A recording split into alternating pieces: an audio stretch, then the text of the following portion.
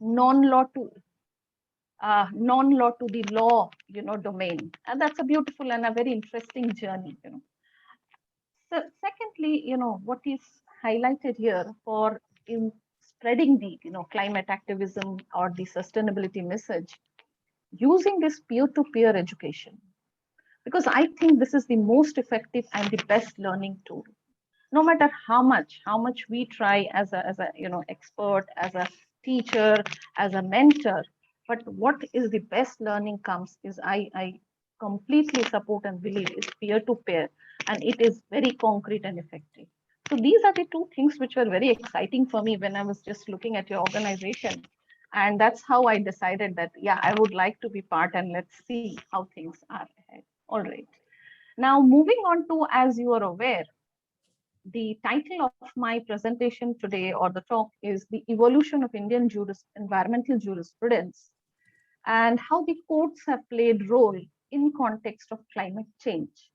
And this is the flow of our discussion, more or less. I would start by, taking two fundamental issues which we would like to probe initially, in order to set a background, in order to set a platform on which we would be further moving, looking into the jurisprudential aspects and all. Thereafter, we may move into looking at the response. How are we responding to this event, phenomena called climate change? And our discussion is going to be very limited. The scope is going to be only in the Indian context. And our focus is more, the micro focus is going to remain on the judicial, interpretations and how the judiciary is responding to it. And for me, what I thought best would be that I bring in front of you a set of, cases which are connected with recent, highlighting the issue of climate change in the Indian courts. And let us understand how the courts are responding, how the litigants are responding, what kind of interpretations are taking place. And at the end, let's try to do a little analytical or a evaluative, exercise, and try to map how has been the evolution of the jurisprudence in context of India through the judicial interpretations and court. So more or less, this is how I would like to go.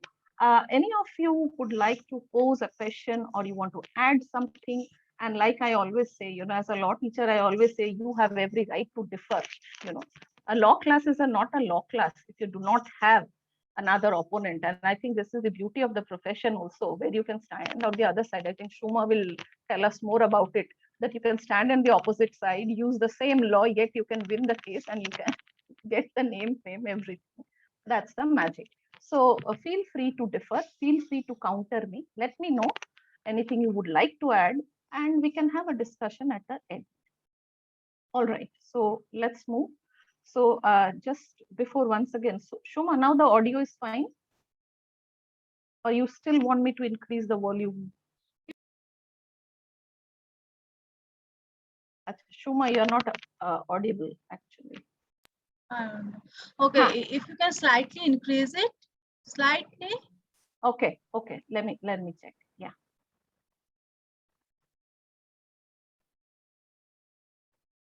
I am increasing it a little more. But I hope some of you will not get very, it would not end up becoming a noise, I hope. Just pardon me then in that case.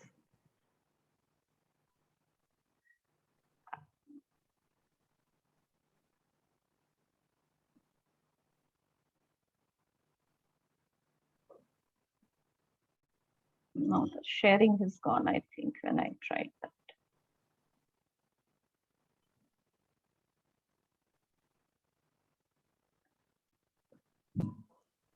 Just a minute. Yeah. Is it visible now? The slide is visible? Yes. Okay. This is the, sorry, difficulties of this new normal. All right.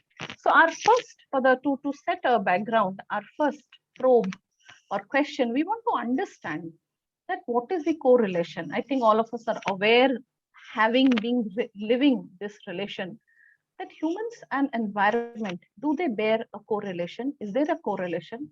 If there is one, what is the kind of this correlationship, because please understand, this will set further equation how our thoughts, responses, and actions are going to be, which would also eventually reflect in the jurisprudence which we are talking about.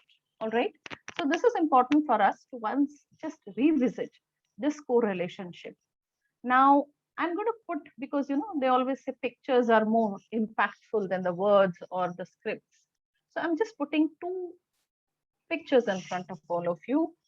And if you look at the first one in the gray tone on the top of my screen, I want you to focus and see how we have positioned the humans. Okay. In the first picture, they have been positioned in the center. In the second picture, the next circle, if you see, the human beings have been positioned along with all other elements and components of environment. So very contrast positions humans have been given. And the same thing has been illustrated in another image just below, if you see.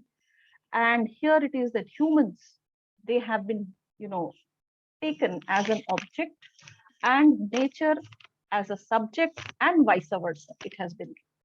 Now, this takes us to very important two elements or approaches which we take towards evaluating the correlation between humans and environment. And they are namely, some of you are aware of it, ecocentric approach and anthropocentric approach. So more or less since evolution until date, our journey, I know more or less this is how I would like to, put it. Initially, if you see, look at the ancient time, we had a very symbiotic relation. Okay. We completely understood, accepted that everything right from our existence, our development, everything revolves around this nature. We are a byproduct of this nature itself. And so the relationship was accordingly, given that due regard, respect, and it was taken care of. Then we graduated as human beings, we are very development centric. And this development which we portrayed and painted and designed around us, it was only through this anthropocentric where suddenly we became very important. Why we became important? Because suddenly we have devised, science, technology, we started using them. We came up with this, patterns of development, economic development, socio-economic development, cultural development. And everywhere we had positioned ourselves in the center of it, and everything was for us, by us, of us. And everything supposed to be the secondary thing revolving around us according to us.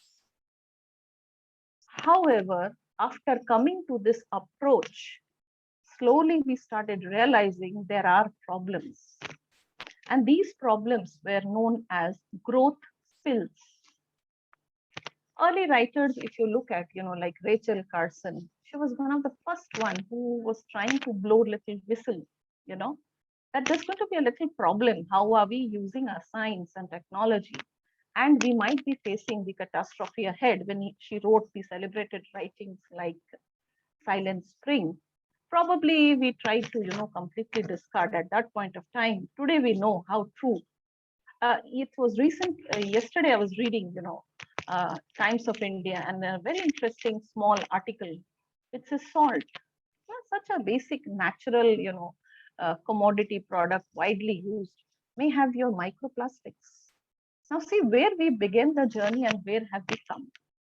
So once again, we started coming together. So your Stockholm Declaration, your Rio Declaration are nothing but once again, human endeavor and effort to come together at a global level, at a platform, and try to, revisit that what has gone wrong and what is wrong with our development and how are we going to go ahead from here. Is this development pattern which we had, visualized, we wanted, and ahead, how is the road? And there are clear evidences, enough evidences, this is not how it's going to work. So our equations and correlations with environment needed to be relooked, revisited, and once again redesigned. And that is when we came up with this thought and approach called ecocentric approach.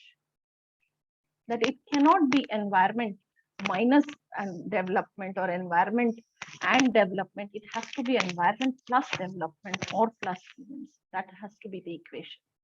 All right. So this is more or less our relations have been with this entity called environment.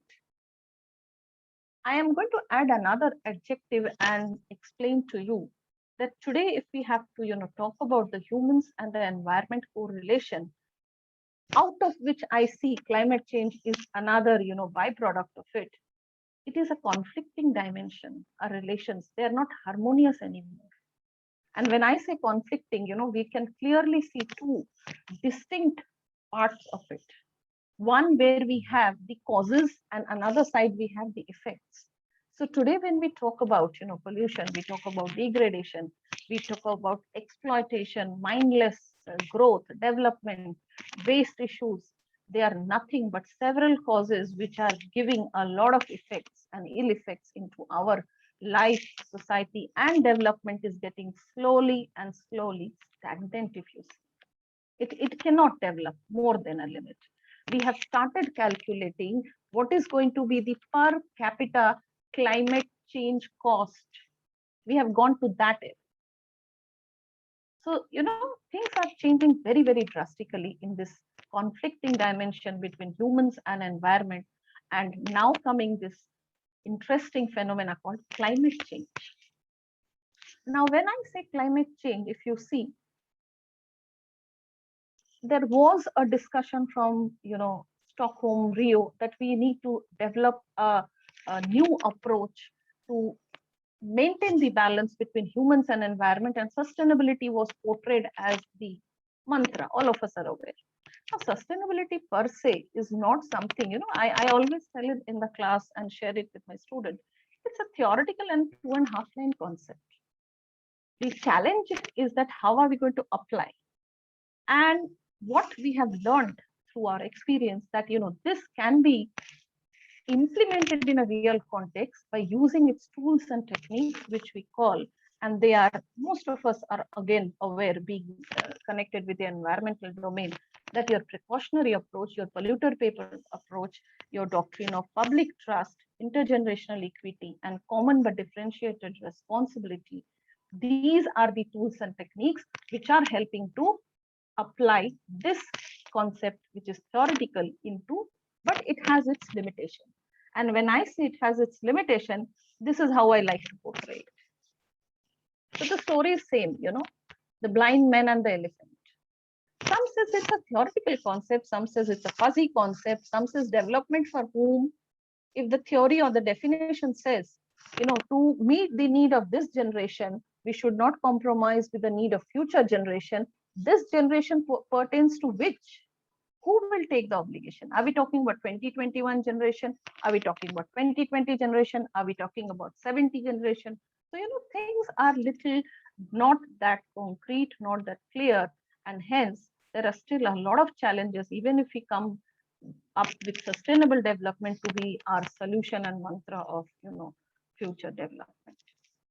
Now, moving to the next, the second probe I would like to take is the climate change. Is it real? Is it unreal? Is it a myth? Is it a reality? And again, like any other facets of human life, we have two schools of thought. I can even say some started even, discarding it, saying it is a sabotage of one country against another country. So all kinds of, expressions were used in order to deny. A denial was our first, always the response. However, there are now clear evidences and there are scientific reports which suggest that something is changing. Now, is climate is a static factor? The answer may be no. Climate never has been. Exactly like law never is a dynamic, it's a static factor, it's a dynamic. Even climate is a dynamic factor. If you look at the evolution of Earth, its climatic history, it has evolved. But there is something which is wrong with the pace and the fluctuations we are seeing and witnessing right at this moment also, if you see. So then people started, getting into more, and finding more evidences to concrete. And I think CO2 emission and rising of global temperature is one of the best examples, and the number of climatic catastrophe which we are witnessing is the best example how there are fluctuations global across the globe, region to region. So I think it's not going to be very prudent for us as human beings to deny and this anymore, rather than start, mending our actions and looking forward with a more positive and precautionary. And anyway, it has already precautionary approach established that even if there are scientific uncertainties, let us not postpone our preventive actions, because certain actions or certain effects might be very detrimental or completely irreversible per se. All right. So I think we can settle that it is something, it is not myth, it is a reality, and we are getting hit very badly by it. That's the present, reality, how I put. Now, our responses as human, when you look at, there are so many complex things are our culture, our tradition, our history, our politics, our science, our development, and international geopolitics. Everything is, completely intertwined complexly, into another. And our behavior is something which would decide how is going to be our response. Are we aware of it? Do we understand it? When we are aware of it, we understand it, we have the knowledge about it, we can then only design our actions. We can then only take those responses which are going to be adequate, pertinent, and sufficient. Otherwise, we can take many actions and we can give any response. It might be totally not something which is sufficient, adequate, and totally irrelevant. So this is something also we have to keep in mind, that this is not a problem of environmental domain per se. The problem is interconnected with other domains of human society also. And hence, we need to have a very, very much integrated approach, what we understand it, All right. Now, at a global level, more or less, this is what has been decided, that how can we, first of all, let us minimize. We cannot stop it. We cannot alter it beyond a limit. It's beyond our capacity. Today we may talk about, coming up with a artificial sun and moon and whatnot. But please understand, nature is something beyond which or before it, our powers are very limited. So let us mitigate, let us prevent, let us reduce the negative impact as much as possible by adopting certain precautionary methods. Second is, when we do this, can we apply the principle of fairness and equity into it? Because the world at large is not a homogeneous society. How a X country will be affected is not how another country would be affected. The same catastrophe might hit differently. Our populations are different, our economic standards are different, our political structures are different, and our geographical and other locations are also very, very different. So one country may be more vulnerable than another. One country may be more capable than responding another. So therefore, we need to at least try to implement the principle of equity and fairness when we design this kind of preventive and such actions, collaborative actions. Last is common but differentiated. That agree, this is a common global problem. However, the mantra has to be the same, that you think global, but you need to act local. You cannot, because we have seen after Stockholm and Rio, we saw what happened. Johannesburg, could not bring anything which was concrete for us.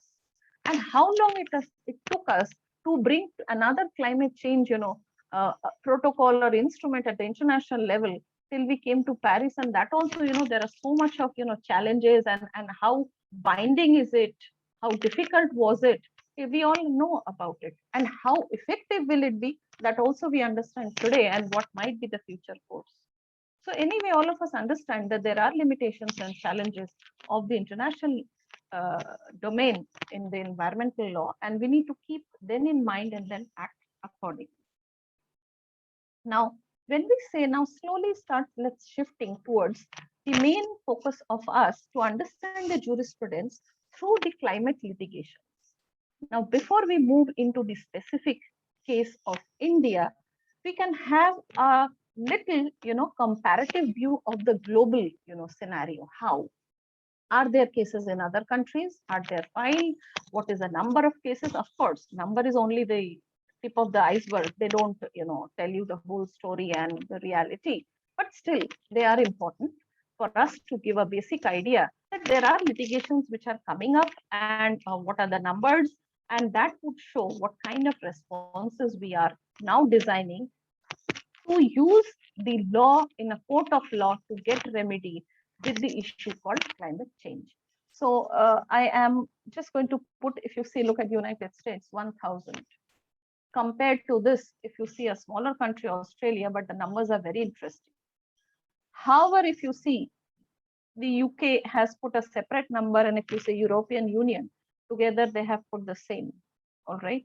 And even certain countries, like European Nordic countries, you see the numbers, they are very good with the sustainability and the other, environmental implementations. However, the number of litigations are less. That need not to be, but there can be, that they do not need, and they have other, non-judicial measures to take care of it. So litigation is the last option which we should look, and as a lawyer, we always prefer non-litigation, and non-judicial might be a better way of tackling those. So this is more or less the global trend, and this is the same thing projecting in a different manner. So it gives us a comparative view. So there is a slow rise and growth. Now, I want to put a global, climate litigation report, this report of 2020.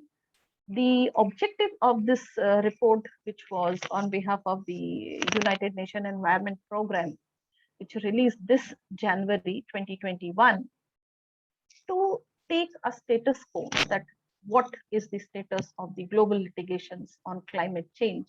And if you see, the report suggests, I have just put certain parts of it in front of you, what is relevant for our discussion, is that there is a surge. There is definitely a surge in the numbers as the climate change issue is rising, the numbers. So they are, correlated. They are proportionally correlated, and there is a similar trend. So which means our courts are opening up globally, and they have started admitting, and they are trying to address this issue. However, the responses can differ from jurisdiction to jurisdiction. And it says last 3 years, they have doubled. That's very interesting, Though pandemic year has not been very, very, actionable. It has been like a pause year for Earth and humans, but still. So last 3 years, there has been a little more growth, if you see, in the number of litigations filed globally. Now, when we look at Indian context, what's happening? So there are a lot of studies which are done in the field of climate and environmental science and others, which are, I've put in front of you first one literature, which is talking about climate change, a study over India.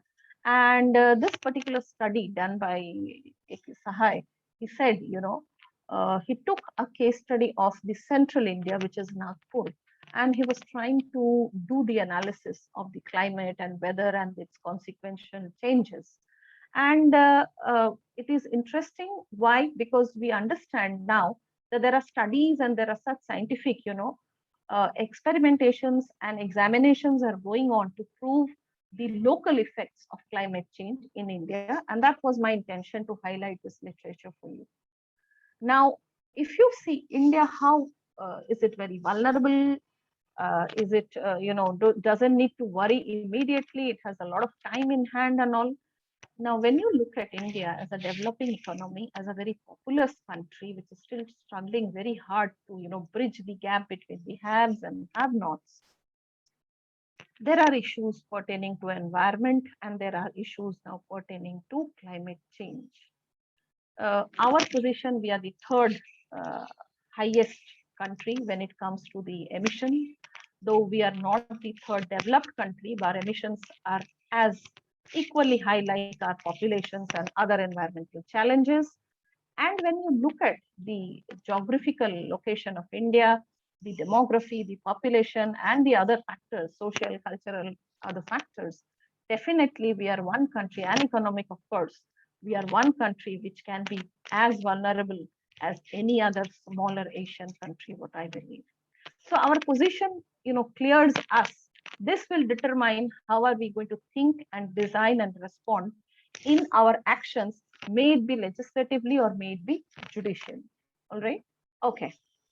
Now, when we talk about jurisprudence, uh, I always jokingly say, jurisprudence, interpretation of law, these are the subjects where you can throw eggs and tomatoes at the teachers, because such a abstract subject, not popular subject.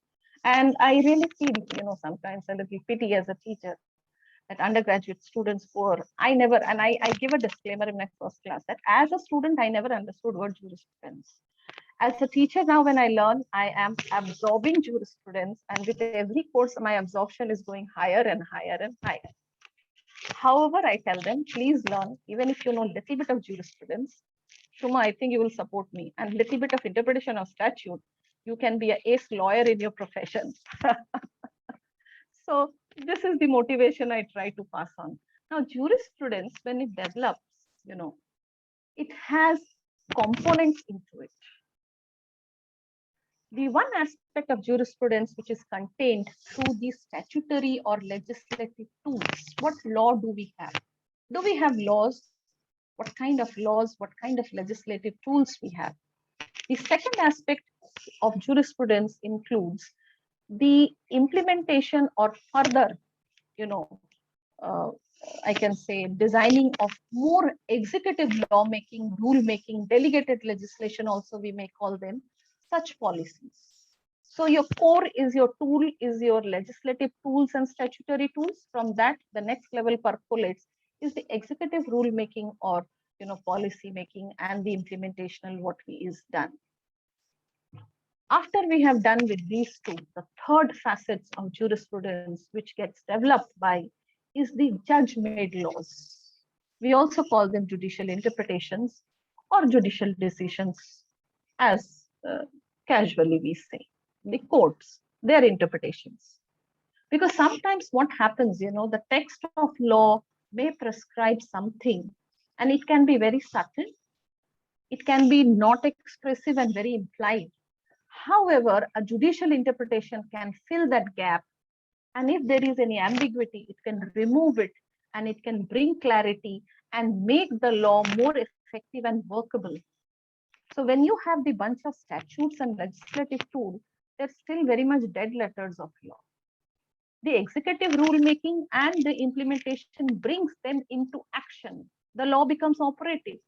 And finally, when there is a conflict or there is a violation, and you take it up to the courts, which are known as labs of law, and the interpretations are given in a real context, the problem is try to give a real address and give a solution within the parameters of law.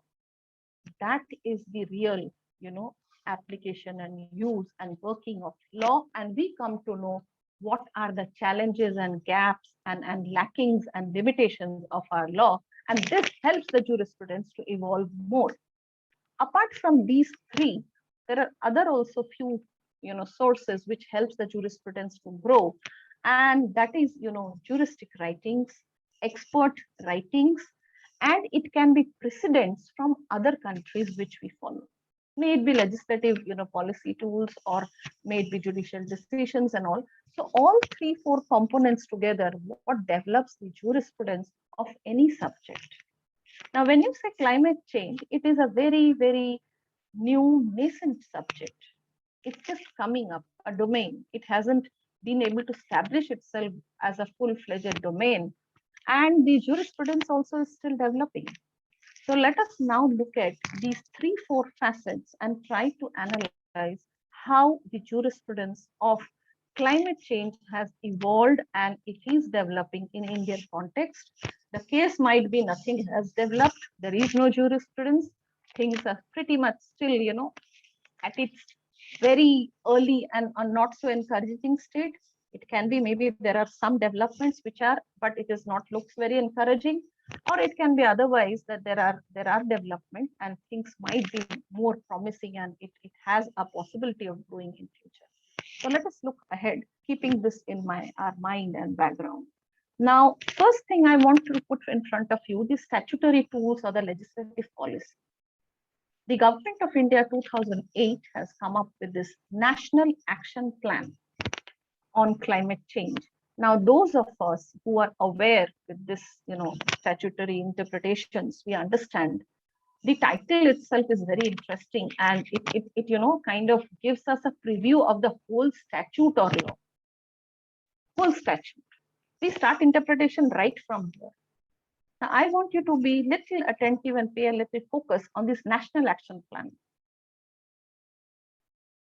It is a plan. So it is not something which is enforceable, but it is a policy guideline by nature. And if you see, the scope is quite broad because it includes other 8 different important aspects of climate change. So it is quite wide in its focus, or in its what should I say, scope. However, it is only a policy guidelines. It is not something which is an enacted legislative instrument or an act or a statute per se. So then taking up this policy and implementing in the court of law might not be a very, very easy. Being a federal state, country, sorry, we also have the states as the unit, and in tune with the national plan, the state are also supposed to, have their own agenda and action plan. So more or less on the statutory side, this is how we are stand. Now, this particular guiding principle, though it has taken care of most of the elements when you talk, it talks about the interesting, the demand side management, it talks about the adaptation of technologies, it talks about market regulatory reforms, voluntary reforms, everything, participatory approach. So it has taken care of taking all important aspects from the domain of international environmental law or sustainability domain. However, again, the limitation is that it remains as just a policy and a guiding document, and it is not an enacted legislation or a statute per se. This is what I conclude as. Now, this is what was concluded also by Shivani Ghosh. She said, we have several laws which can be directly or indirectly correlated with this, cause of climate change. We can interpret our constitution, we can interpret our environmental laws which are there. They all of them have a indirect connection. However, we do not have a comprehensive and a legislation specific to climate change yet. This is the position I would like to clarify. Now, coming to the cases, the first case which I'm putting in front of you is very interesting, and this is I'm putting this. She is Ridhima Pandey, a young litigant who filed this case. And being from a hilly region of India, she filed this case. And interestingly, India has now a National Green Tribunal, a special environmental court. This is where she had filed it in 2017. Now, what was her basic argument? We need to understand and focus. And if you see, she very effectively tried to use the tools of sustainability and says public trust doctrine is something which compels the state to take corrective actions, and the state cannot be a mute spectator. And her specific prayers, I'm just going to the contentions. These are the prayers she took. The government needs to take some certain preventive measures. It should start implementing them in other facets of environment. For example, the impact assessment is going to be very core. Is it going to be now aligned with our national agenda and policy of climate change? Similarly, can we have an inventory for greenhouse emission? National inventory can be developed. So at least this kind of, and budget allocation, of course. So this kind of litigation at least is now coming up and giving us a reality check. It's what exists and what we still need to do if we need to counter and we need to face climate change. Now, if I tell you the end of this litigation, okay, let's also look at the laws which she used for the petition.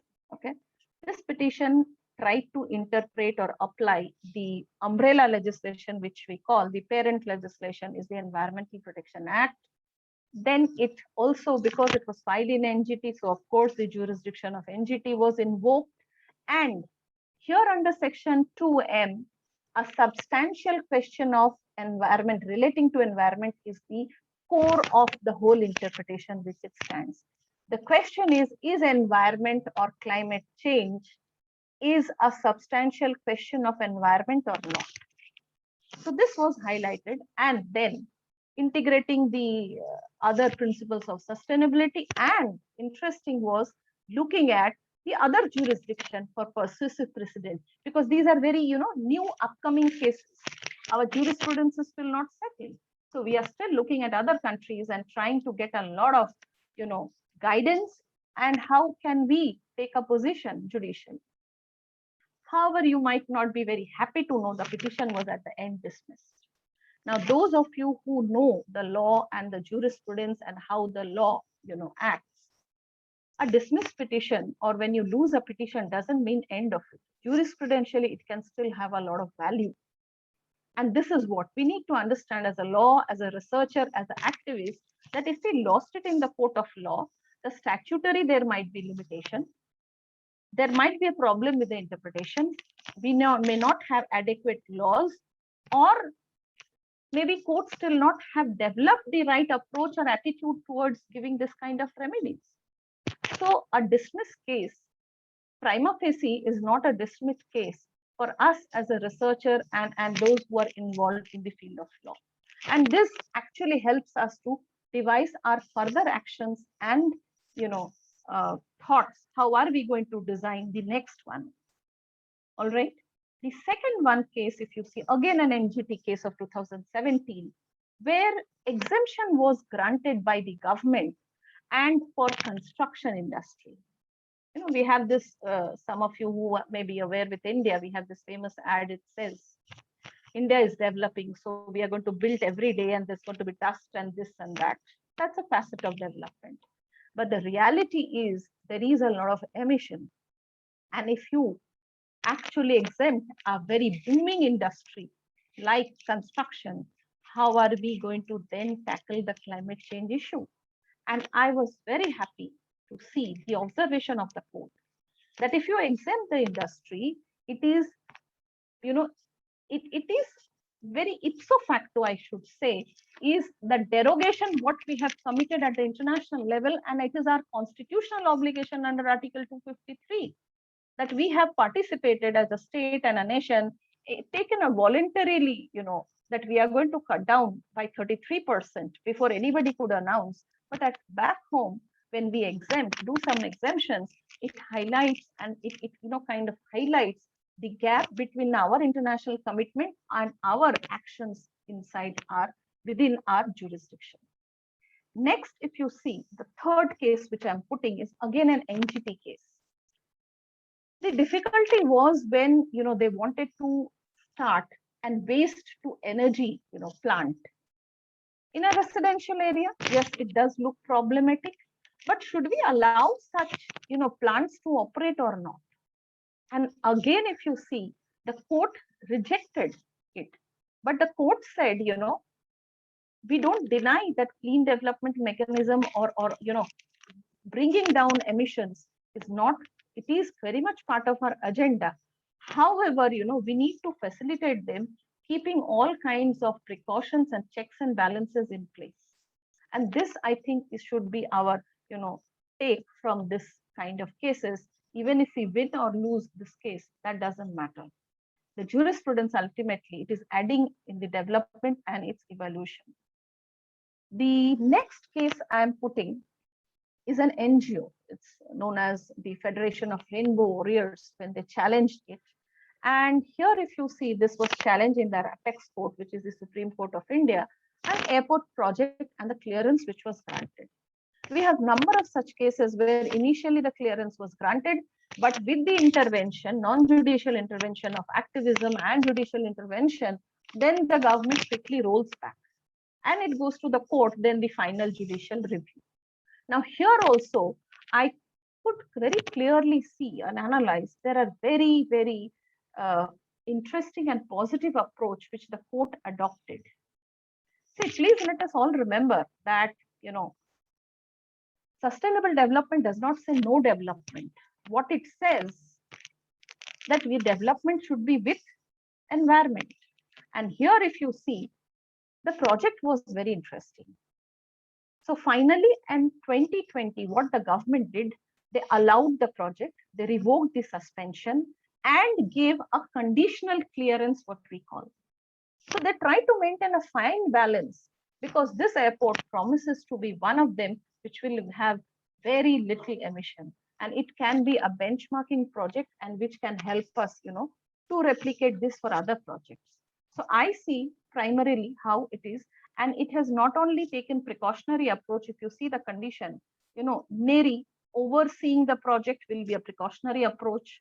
The cost should be paid by the project proponent is a precaution. It is a polluter pay principle approach. And finally, allowing development and trying to balance is what sustainability is all about. So there are some cases like this which can be very well connected, even if it is not directly but indirectly with the whole issue of climate change. Now, the last case which I'm putting is a classic case where, for development and building infrastructure, number of trees have to be cut down. Now, as we understand, trees and forests are regarded as this carbon sink. They help us on the carbon sequestration. So again, what the courts tried to do is try to balance between the need of development and environment, and a committee was appointed to see that what kind of solutions can become, and we allow the development not at the cost, but taking the development within the stride of our development. All right. So these are a couple of cases which I wanted to put in front of you, and then come to certain conclusions from these cases. If you see, 4 or 5 trends are clearly emerging. Okay, and I'm going to put in front of you those. Number one, if you see, the first set of cases which puts the government decisions or inability, where government may have failed to act, could have acted, whether you have a statutory tool or you do not have, and you could have used another law to interpret, like we have done. Our most of environmental jurisprudence in India during 70s and 80s have not developed by virtue of environmental law, but by virtue of non-environmental law. And the most used provision of law was our constitutional, framework. So similar can be done. But when government decides they fail to take action, that needs to be highlighted. Some of these cases have highlighted that. The second category may, highlight only where there has been an implementational gap or lacking. There is a policy. We still have, so 2008 onwards, we have a national policy. But if you find a gap in an implementation, that's a fit case to be taken up for a judicial review and get a adequate direction.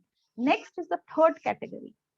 At least we can see the courts opening up, being aware, and courts have this additional tool of judicial, activism, where even if there is a non-law, they might give a remedy. They cannot. That era is gone where you can shut down your court and say, please come when the law comes. So that's also another interesting, where the court's approach is opening up towards the language and the phenomena and the cause and of action, and trying to explore the remedy, which I see as a very welcoming change. Last category, where government defends, that we have already committed. If you see Ridhima's case, what was stated that we have already committed and we do not need to do anything more, so this petition is not needed. Fine, one petition you may dismiss too, but number of petitions cannot be dismissed, and they will come and they would come up more strongly. So these are the clear types of climate cases which are emerging in India now. Future scope, I think as the global trend we would follow, the numbers would be rising. New interpretations and innovative interpretations would come up. New theories and doctrines and tools will be devised by the court wherever the court may feel they do not have enough statutory backup. Judicial activism tool, judicial discretion also might be widely used in order to give relief and remedy. And the whole envirolegal, I call it envirolegal jurisprudence in India, which is still not developed, but might be boosted with these cases and litigations in coming future more effectively and concretely.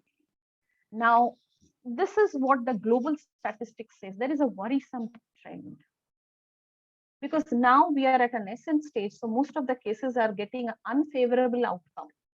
It's not. But again, as an activist, as a researcher, as a student of environment and law, we need to understand that these failed litigation is not failure per se. Rather than they hold a lot of key and guidance for our future, devising better laws, policies, implementation, as well as judicial interventions. So more or less, this is how the picture has been.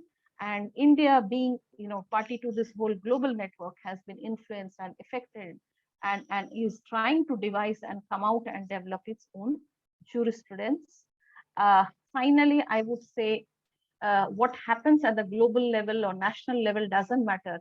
It also matters what each of us, how we stand and where we do. And that's where I would say, let us only remember one thing, that till now we have only one earth and we have not been able to, Xerox or photocopied it. So let us hold on to it together as much as we can. And our awareness, our understanding, our actions, and wherever we go and work in our own respective domain may help to bring a lot of changes. And slight, I want to just end with this. Sorry.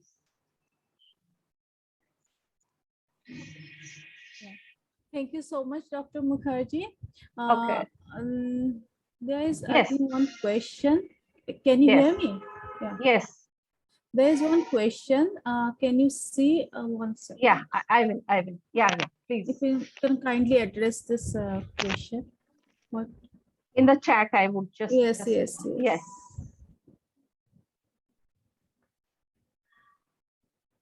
What measures we should take to avoid climate change hazards? Okay.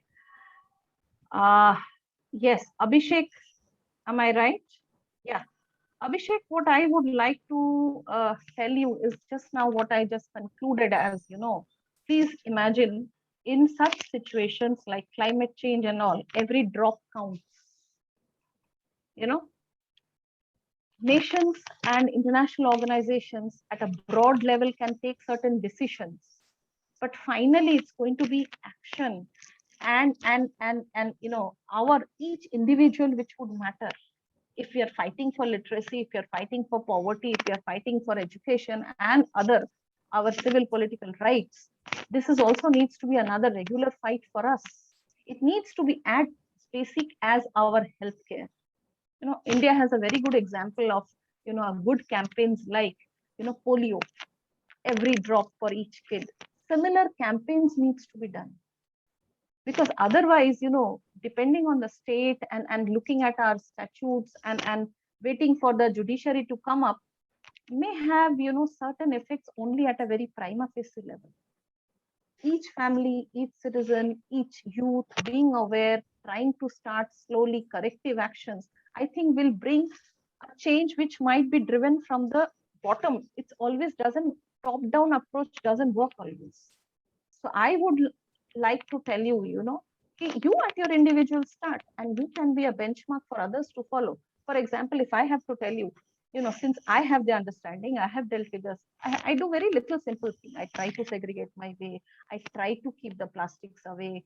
I try to, if I'm switching on one, can I switch off another gadget? Simple things. I don't know what big deal I'm going to make, but at least I know I'm trying.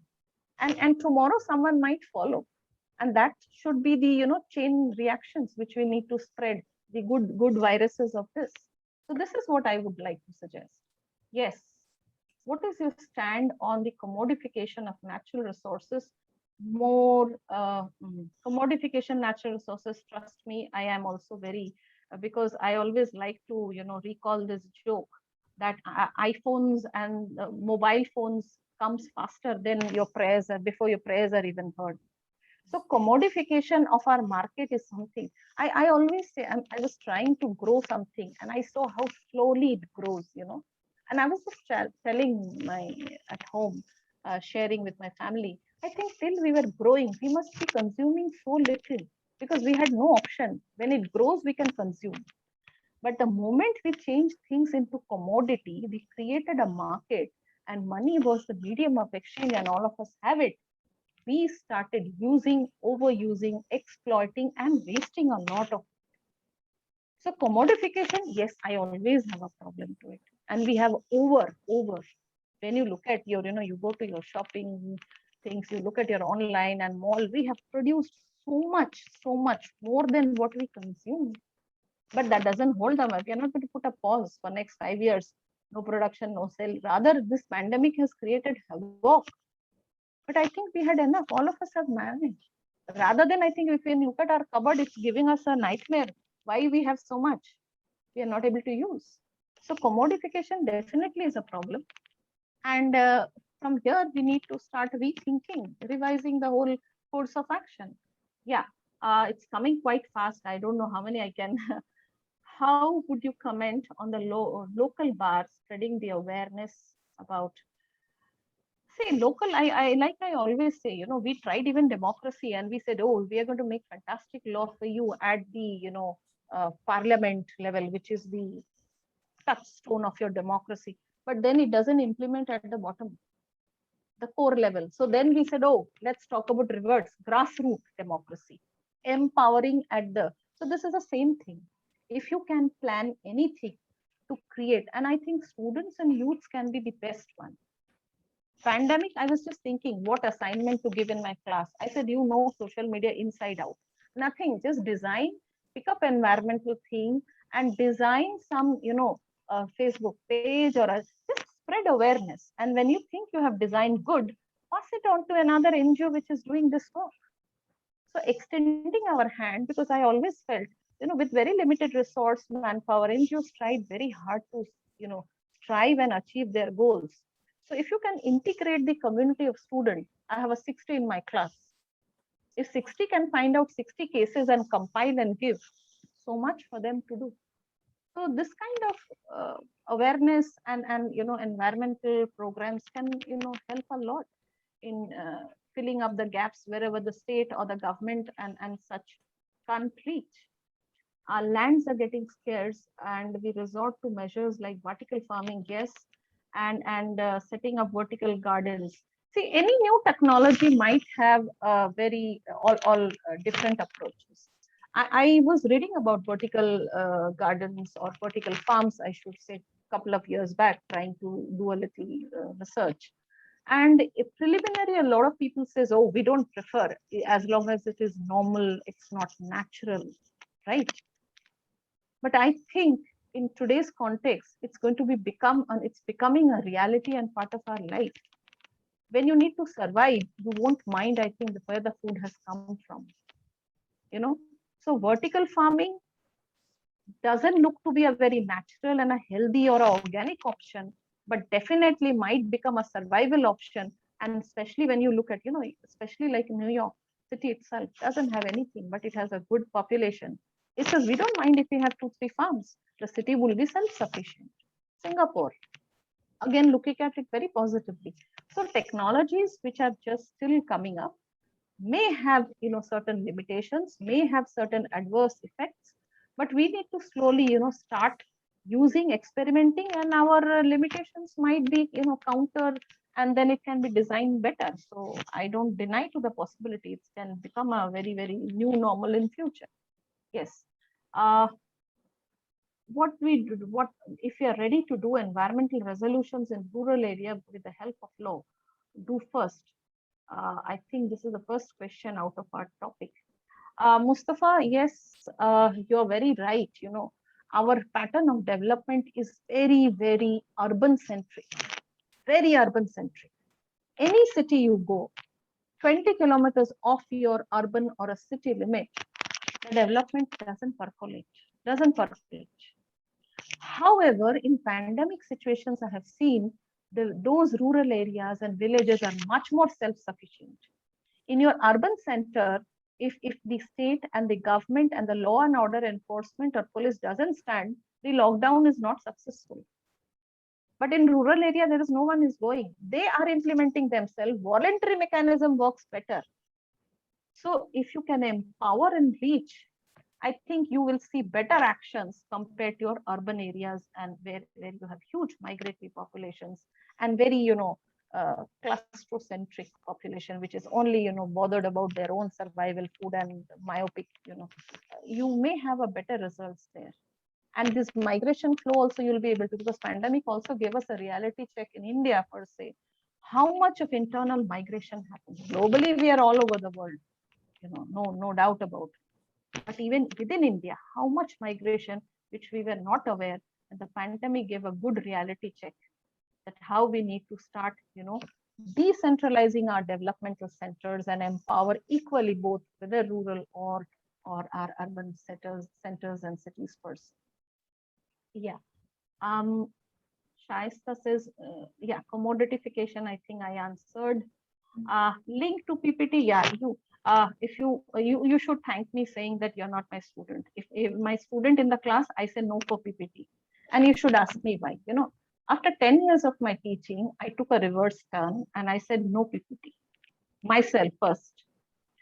And I am going to do a hardcore board work, and along with me, you please read and write in my class, because that is the organic process of reading, writing. Otherwise, it's a 70 screen, which we sit and watch, and end of it, we said, are you going to give the PPT? What is the problem? You only learn, and I have heard students arguing with the teacher, I have written everything what you have given in the PPT, why you have not given me marks? The learning does not percolate beyond PPT. However, my PPT will be with Shuma, and Shuma can be the best judge. I have no copyright over it, so I can share. If you want, please, I will share with Shuma. She can forward it to you. This is exception. You're not my part of class, and this is not my copyright or intellectual, by output. So I can good, but I don't do sharing much. I get out of the class, and nothing they get out of me. All right. Any suggest idea you can help to where people in the countryside? I think I already answered that partially. Yeah. Create new lake majorly in the cities. Advisable, adds beauty, supports ecological norm. I think, yeah. Okay, Abhishek, you're correct.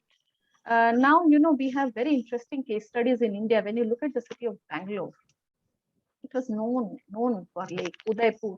We have lake cities, and some of the cities which have these lakes which were built in, long back, and how they have done water conservation, and the areas might be very arid weather-wise, but still they have good perennial sources and they have conserved water. But again, this interesting development called reality development, urbanization has encroached. And this encroachment is actually killing our lakes. And some of the cities, what happens, eutrophication starts, you have these plants growing, it starts the oxygen, blocks the oxygen, it kills the lake. And once the lake becomes dry, either it becomes a dumping ground for the sewage or the industries, or it gets slowly, bit by bit, encroached by various, actors and factors of society. So lake definitely, it is meant for a purpose. It was a natural component. It is an ecosystem in itself. It has a lot of role into the ecosystem and biodiversity. However, it is not easy. It is not easy. And just now I was reading, some cities, they have taken up campaign where they're nothing. They're saying, we just desilted and cleaned up one well. Lake is much bigger water body comparative. Well is a smaller. But they're saying even the wells are not cleaned up, they are not desilted. So when the monsoon comes, we have only once in a year. The rain is not then, conserved, the water is not conserved. So of course, conservation of lakes and water bodies should become very important part of our, environmental conservation in any local context if you talk about. Can you building huge statutes? Okay. I am living in the state which has the statue, by the way. Natural environment, specific reference to the, yeah, okay. All right. See, I have not had the chance yet to visit. I have not witnessed the magnanimity of the project. A lot of development has done around. Now, please understand, one thing we forget, we like to develop, right? We like to develop, but the development happens in the natural backdrop, which is called environment. Our development essentially does what? It alters the natural landscape. And our environmental law or environmental impact law suggests the alteration, which is going to change drastically the environmental landscape, might be detrimental for the environment first. So here what happens, of course, we can evaluate and take another debate and meet another time and say, did we need the statue more than anything else we need? And being a developed economy. However, human beings, it is not from now. This is another facets of our culture, tradition, heritage. We always wanted to build things which are magnanimous, huge, and so it would leave its imprint in the future. So we can support it. We can oppose the political idea of it. As a teacher, I do not like to take a very strong political, because that's not my domain. I like to remain as a teacher, and hence I would tell you that the development which has happened around it, if it has encroached the natural landscape or it has destroyed the natural ecology, of course. However, we can bring still, that is not, it has not completed the development. We can still bring more corrective actions and change, and that's not end of it, that it has been built, so everything is over and we can't do a thing about it. No, I think we can take another position that would be better, because we're not going to demolish it, I hope, unless nature and catastrophe decide. I just hope, I'm not wishing for that. Okay. Interesting article mention. You can send me the article. I can give you my mail ID. All right. All right. Thank you for sharing, Dr. Tahir. That's we can share it with everyone. I think that's it, Shuma. I have done almost all of them. Yes, thank you so much for taking all the questions. Yes, you have taken all the questions. We managed. Thank you. Thank you so much. And it was such an interesting lecture. I was completely absorbed. I think this is one of the very few brighter side of the pandemic, that sharing knowledge has become much more easier. So, we can hear you. Otherwise, it would have been difficult. It could not have been possible. Thank you so much for giving your time, and thank you to all our participants for joining us and or for all the questions. Dr. Ali, would you like to add something? Yeah, now I would like to say thank you to Dr. Parna Mukherjee. It was really interesting, and especially this is really important to spread this awareness, like people are coming up, and this environmental litigation is scaling up, and this actually has to be, I think a lot of those litigations are started by the Friday Future movement in Europe, and there was, I think, more than 70% of those cases are from these organizations in Europe especially. And I think through the student unions and all that can be scaled up. I think they should come forward, because they're normally very active, very motivated to do this social, because gradually we grow up, we become more selfish. Younger we are more selfless, and we want to contribute, because the society makes us basically selfish. So I think these student unions and the young people can really do a lot, and that's what's happening from the last 5 years. As soon as these issues came in the hands of the younger or the youth, it has become more prominent, and it has been widely heard from the people who are basically at some stage of decision making. But thank you so much again. And Shrama, maybe if you want to announce for the next. Yes. Thank you so much. And our next lecture is on 27th August.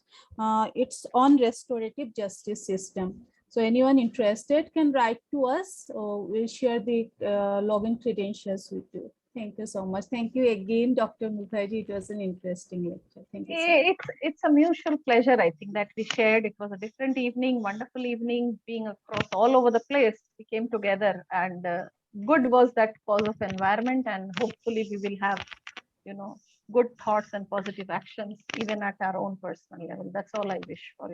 I get a lot of high just by trying to create awareness by teaching. I think I have done. And I always say, from every environmental class, I only wish batch after batch, maybe from some day and some batch, maybe you never know, the next MC Mehta might rise. So with that high hope, I try to teach. And that has been, the course of journey. So now, and I also sincerely thank all of you, especially Shuma has been, very much backbone of this whole initiative. Every day we have been messaging, talking, coordinating. She has been so. Dr. Ali, I thank you so much for being part, and every student or every participant who are with us. And I will share my mail ID with Shuma, and you can feel free to reach access.